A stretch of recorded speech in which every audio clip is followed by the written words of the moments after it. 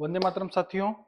आज हम पढ़ रहे हैं मुर्गी पालन यानी कि पशुपालन का चैप्टर नंबर 16। ठीक है, यानी कि हमने इसके पहले भेड़ पालन, बकरी पालन, ठीक है, शुकर पालन, ये सारे चैप्टर्स खत्म कर दिए हैं जो बोर्ड के हिसाब से थे। और आज हम जो पढ़ रहे हैं वो है हमारा मुर्गी पालन। अब जितने भी पशुपालन सब्जेक्ट में हमारे सारे मुर्गी से संबंधित चैप्टर हमको पढ़ना है। ठीक है, तो आज हम स्टार्ट करते हैं मुर्गी पालन से, यानी कि मुर्गी पालन के महत्व को हम समझेंगे, है ना। मुर्गी पालन की विशेषताएं क्या क्या, इस चैप्टर से किस तरह के क्वेश्चंस पूछे जाते हैं हमारे बोर्ड एग्जाम में, उसके बारे में हम पढ़ने वाले हैं। ठीक है, मुर्गी मेरे ख्याल से सब लोगों ने देखी है भैया, मुर्गी, है ना। मुर्गी को कोई अलग से बताने की आप लोगों को आवश्यकता नहीं है। आप लोगों ने देखी भाई कि मुर्गी इस तरह की होती है। पर हम छोटे स्तर पर देखते हैं मुर्गी पालन, पोल्ट्री फार्मिंग, ये सारी चीजें आप लोगों ने देखी हैं। पर उसको सुचारू रूप से संचालित करने के लिए हमें कुछ विशेष बातों का ध्यान में रखना पड़ता है। तो आइए, किस तरह के क्वेश्चन पूछे जाते हैं बोर्ड में। मुर्गी पालन का महत्व लिखिए। ठीक है, ये क्वेश्चन होता है बोर्ड में। तो इस व्यवसाय में अन्य व्यवसायों की अपेक्षा कम समय में ही आय प्राप्त होने लगती है, क्योंकि छोटी अवस्था में मुर्गी का वजन, अब मुर्गी को दो तरह से व्यक्ति पालता है, मतलब हम देखे जाए तो विशेष प्रकार से तीन तरह से उसे पाला जाता है। ठीक है, पहला होता है मांस के लिए, दूसरा होता है अंडे के लिए, और तीसरा होता है चूजे, है ना। चूजे बनाकर भी क्या करे जाते हैं, मार्केट में बेचे जाते हैं। ठीक है, तो इस तरह से जो है तीन तरह का मेन लक्ष्य होता है। तो हम इसमें क्या होता है, बहुत यानी कि महत्व का मतलब होता है कि मुर्गी पालन क्यों करना चाहिए। तो यानी कि कम समय में क्या होने लगती है, आय प्राप्त होने लगती है। इस व्यवसाय में अधिक कड़े परिश्रम की आवश्यकता भी नहीं पड़ती, छोटे बच्चे एवं औरतें इस कार्य को बखूबी कर सकते हैं भैया। ठीक है, यानी कि बहुत ज्यादा या कुशल होने की इसमें आवश्यकता नहीं पड़ती है। मुर्गी को थोड़ा बहुत दाना वगैरह डालना, ये सारी चीजें क्या होते हैं, छोटे बच्चे वगैरह या घर की महिलाएं भी उसे कर सकती हैं। ये पोल्ट्री फार्मिंग तो अब आया है, पहले इसके पहले क्या चलता था भैया कि हर घरों में, है ना, जो लोग पहले से मुर्गी रखते आ रहे हैं उनके घरों में 5, 10, 15 मुर्गियां क्या होती है, छोटे स्तर पर चलती थी। घर में दैनिक उपयोग से बचे अवशेष पदार्थ मुर्गियों के भोजन के काम आ जाते हैं, जैसे भूसी, सब्जी, अन्न आदि। यानी कि घर में कुछ भी छोटा मोटा बचा खाना होता है वो किसको डाल दिया जाता था, मुर्गी को डाल दिया जाता था। तो उसको अलग से विशेष प्रकार से कोई, है ना, पालने या उसके खाने की व्यवस्था नहीं करना पड़ती थी। इस व्यवसाय के कारण ग्रामीण क्षेत्र में खाद्यान्न की समस्या कम हो जाती है।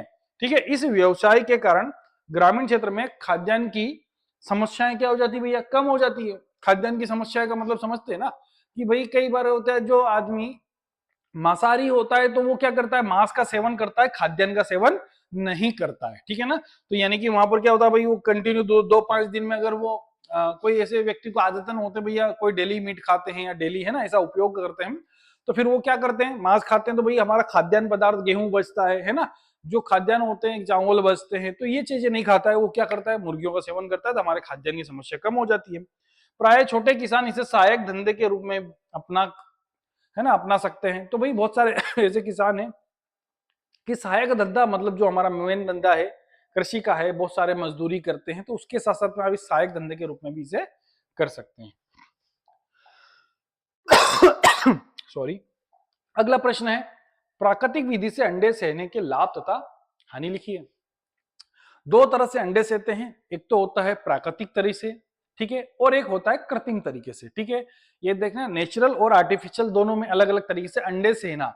अंडे सेने का मतलब होता है कि जब अंडे को गर्मी दी जाती है तब जाकर उसके अंदर भ्रूण का विकास होता है। तो पहला आता है, इस विधि में व्यय कम होता है, अच्छे तथा छोटे मुर्गी पालकों के लिए लाभदायक होता है। यानी कि मुर्गी क्या करती है, अंडे पर जाकर बैठती है, समझ में आएंगे ना। तो यानी कि जो अंडे होते हैं उस अंडे पे जाकर मुर्गी बैठती हैं, तो इस प्रक्रिया को कहा जाता है अंडे सहने की प्रक्रिया। दूसरा होता है, इसके लिए अलग से स्थान की आवश्यकता नहीं होती है। भाई मुर्गी जहां अंडे पड़े हैं वहीं जाकर बैठ जाती है, तो अलग से स्थान की आवश्यकता नहीं होती है। कुड़क मुर्गी उद्भवन शुरू करने के बाद इसे निर्बाध रूप से सेती रहती है। ठीक है, जो कुड़क मुर्गी होती है यानी कि जो अंडे सेने वाली माँ, है ना, उसे कुड़क मुर्गी यानी कि उद्भवन शुरू होने के बाद इसे निर्बाध रूप से क्या रहती है, सेती रहती है, उसे बार बार क्या करती रहती है, हीट देती रहती है। कुड़क मुर्गा आसानी से उपलब्ध होता है, यह अंडे सेने के साथ साथ अंडे देना भी जारी रखती है। ठीक है, यानी कि कुड़क मुर्गी की बात हम कर रहे हैं, तो ये अंडे सेने का जो कार्य है करती रहती है, और उसी के साथ में क्या करती है, अंडा देना भी जारी रखती है। यानी कि सेने के लिए अंडा देना बंद नहीं करती है। ठीक है, तो ये हो गए हमारे क्या भैया, प्राकृतिक विधि से अंडे सेना। प्राकृतिक विधि का मतलब होता है मुर्गी ने अंडे दिए, मुर्गी उस पर आकर बैठती है, उसको सेचती है, यानी कि गर्मी देती। क्या करते हैं? अंडे को सेचना, ठीक है। अंडे को हीट मिलती है, जिससे क्या होता है भैया, अंडे के अंदर क्या बनना शुरू हो जाता है? चूजे बनने शुरू हो जाते हैं, ठीक है। अगर आपको चूजे नहीं बनाना है तो ये सहने की प्रक्रिया नहीं करना है, ठीक है। अगला, प्राकृतिक विधि से अंडे सहने की हानियां। प्राकृतिक तरीके से बड़े पैमाने पर मुर्गी उत्पादन के लिए विधि आर्थिक रूप से त्रुटिपूर्ण है, क्योंकि भाई बहुत ज्यादा बड़े स्तर पर अगर आप मुर्गी पालन कर रहे हो तो ये करना क्या नहीं होता भैया? संभव नहीं होता है। कुड़क मुर्गी का चयन काफी मुश्किल होता है, जो कि अंडे सहने का जो कार्य करती है कुड़क मुर्गी, उसका चयन करना बड़ा मुश्किल होता है।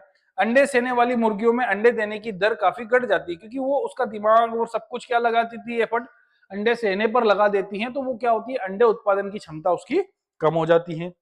गलत मुर्गी का प्रयोग करने पर नुकसान का सामना करना पड़ सकता है, यानी कि भाई कोई बदमाश मुर्गी है तो वो क्या करती है? अपनी चोंच से अंडे को क्या कर देगी? फोड़ भी देती है कई बार, है ना। तो गलत मुर्गी का चयन कर लिया जाता है तो हमें नुकसान झेलना पड़ता है। तो इसके महत्व, लाभ या हानि तीनों इसमें अंदर आ गई है इस क्वेश्चन में। अगला, मुर्गी पालन की किन्हीं 5 सहकारी संस्थाओं के नाम लिखिए, ठीक है। इसमें कोई सोसाइटियां काम करती है। All India poultry farm association करता है, रीजनल कॉर्पोरेटिव मार्केटिंग फेडरेशन इसमें काम करता है, नेशनल जो है कोऑपरेटिव फॉर एग इसके अंदर काम करता है, standing committee on poultry development इसके अंदर काम करता है, central poultry development advisory committee. ये ऐसी सहकारी संस्थान है जो कि अपने अपने क्षेत्र में मुर्गी पालन व्यवसाय को बढ़ाने, है ना, लोन देने में, है ना, इन सारी चीजों में क्या करती है? सहयोग प्रदान करती है, ठीक है। तो ये 5 संस्थाएं होती है, कोऑपरेटिव हर जगह पाई जाती है।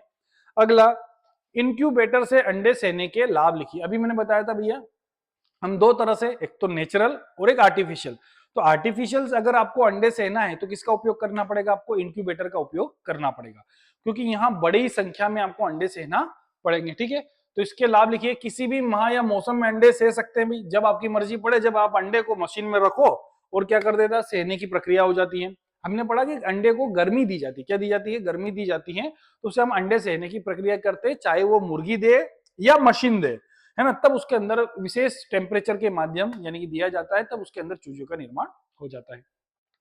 अधिक संख्या में चूजों का व्यावसायिक उत्पादन किया जा सकता है, कि अगर आपको बहुत ज्यादा मात्रा में चूजे का व्यावसायिक उत्पादन करना है तो इंक्यूबेटर का ही उपयोग करना है बेटा। ये छोटा इंक्यूबेटर की बात कर रहा हूं।